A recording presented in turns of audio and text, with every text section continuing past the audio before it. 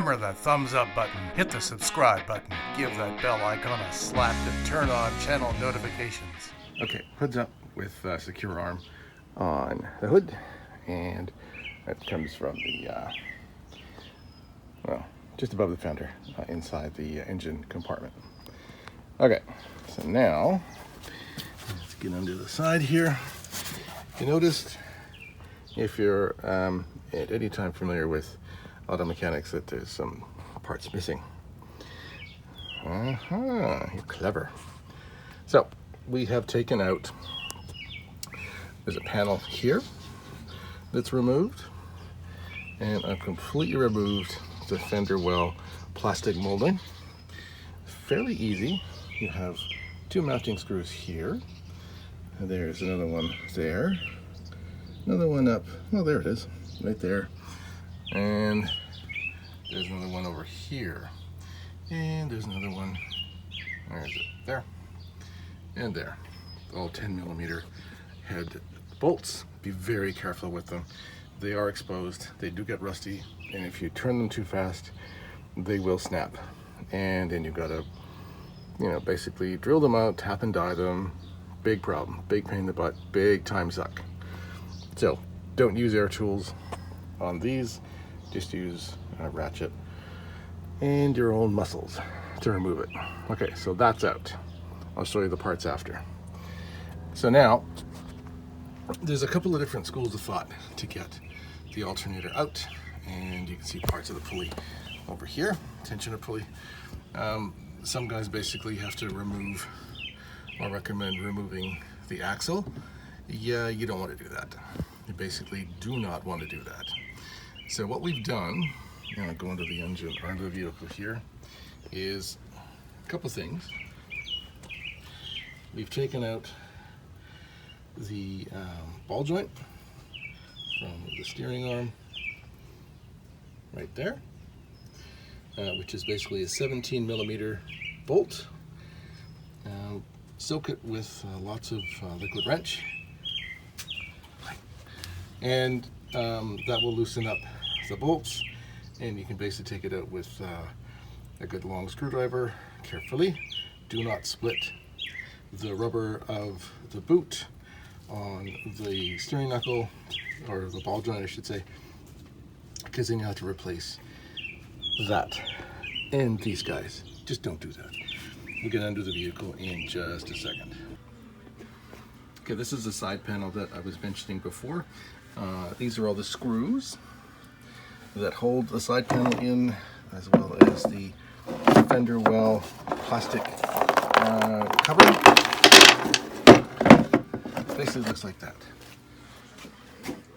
So that goes the inside of the the vehicle, under the fender well plastic molding, and gets attached to, you can see where the screws are.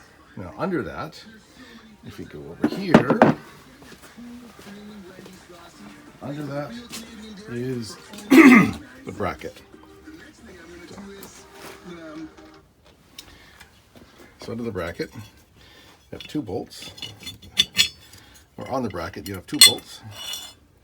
You can see that, bolt 1, bolt 2, that goes inside the vehicle. I'll show you what this is when I'm putting it all together. And this is the nut and bolt for the ball joint that we saw under the vehicle.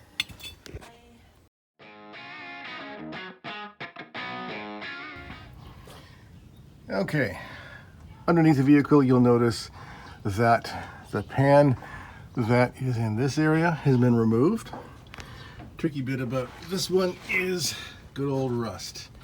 So this one already had a couple of the mounting bolts that have been rusted out. There's one culprit right there. So we gotta tap that one out, hopefully replace it. And the other one is over here, which someone has so cunningly decided just to put a machine screw in, which is stupido. Anyway, now we can see under the engine, and we're getting closer. That's crankshaft. You can see by the grooves the burnt rubber elements And if we're going to go a little bit further without bonking my head, we will see the culprit. There's the alternator. This is a very tricky bit of business. With the two connectors, I've taken them out already. The housing of this particular alternator is cracked. It did seize, so it caused a lot of issues. So you'll see the red, which is the power, and there's another one, can't quite see it. It's around there somewhere, which is the ground. We'll get into the best way to approach this and removing and then installing the new alternator. Okay, so we'll get a little bit closer. This is the positive, so that comes from a battery. Everything's been disconnected on the battery, so we don't have any worries of shorts or groundouts or anything else like that, so we're not going to shock ourselves. Here is what it looks like when I removed the wheel hub from the lower control arm and the ball joint. Gives you more free play with the axle, and you don't have to worry about pulling out the axle from the CV joints. Here, I've also secured the wheel hub assembly with a simple bottle jack, so it's secure. It's not going to go anywhere. And if we go over here, I've taken out the single bolt right here, which is an 18 millimeter. You can do this quite easily with an 18 millimeter nut. You can use it with open end or box end wrench. Make sure you're using a 12 point, get a better grip and less likelihood of running off of the bolt head, which is up here, or the nut, and stripping it. So it gives you lots of free play with the engine. So I can move this around because you're going to need that space when we get to removing that alternator. Now, under the alternator, you can see there's two holes there for the two bottom bolts. Where it gets interesting is at the very top, and this is really hard to show you on the vehicle, but you basically have to go in around this area. Okay, with my big finger, it's at the top. You're going to need 13 millimeter socket, get a 12 point socket and a swivel, because you need to get in through this way and remove that top bolt.